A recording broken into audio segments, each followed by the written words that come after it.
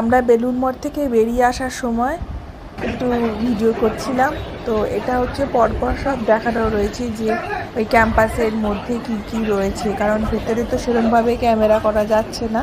তো এই জিনিসটা খুব ভালো, তাই এটা আমি একটু পড়ে পড়ে দেখছিলাম। তো এটা হচ্ছে ফেরিঘাট, এটা বেলুন মঠ থেকে এবার আমরা যাব দক্ষিণেশ্বরে লঞ্চে করে। তো ওপাশে রাস্তাটা বন্ধ ছিল, যতক্ষণ না লঞ্চ আসবে ততক্ষণ যেতে দেবে না। তো ওই জন্য আমরা একটু অপেক্ষা করছিলাম। তারপর লঞ্চ এসে গেছে, উঠে পড়েছি। আমি দাঁড়িয়েই ছিলাম, এমনিও মোটামুটি বসার জায়গা ছিল না, ইচ্ছে করে দাঁড়ালাম যাতে মানে খুব সামনে দাঁড়াতে পারি, দেখতে পারি। এত সুন্দর গঙ্গার ওপর দিয়ে যাচ্ছে, ভীষণ ভালো লাগছিল। আর ওয়েদারটাও খুব ভালো হয়ে গেছিলো, মেঘলা করছিল, হাওয়া দিচ্ছিল, মানে ভীষণ ভীষণ ভালো লাগছিলো দাঁড়িয়ে থাকতে।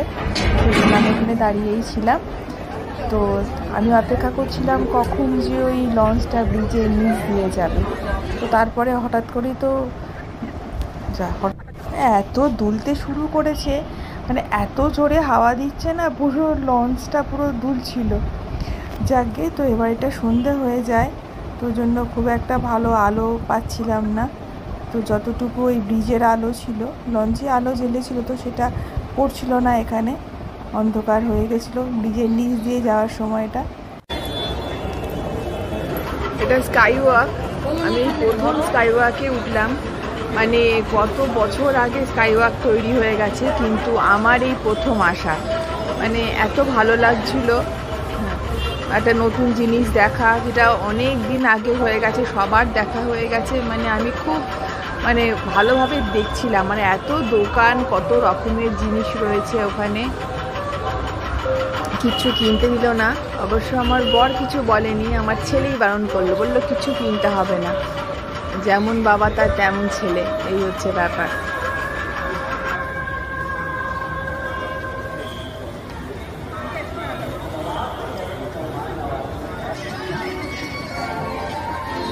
এখানে দোকানগুলো খুব ভালোভাবে দেখছিলাম, কত রকমের জিনিস রয়েছে।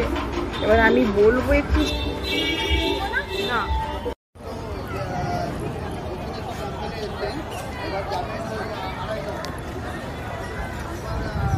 এসে গেছি আমরা দক্ষিণেশ্বরে। কত বছর পর এলাম মায়ের কাছে একটু। মায়ের মন্দিরে তো ক্যামেরা অ্যালাউ নয়, ফোন অ্যালাউ নয়, বাইরে থেকেই দেখিয়ে দিলাম।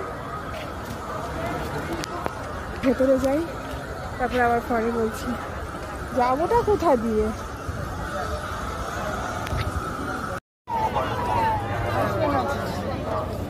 এসে বসলাম, প্রচুর লাইনের ভিড় আছে, নাট মন্দির থেকে মায়ের দর্শন করে নিয়েছি। একটু বসি, বাবা গেছে, তারপরে আমি বাড়ি যাবো, কিছু খাবো, তারপর বাড়ি যাবো।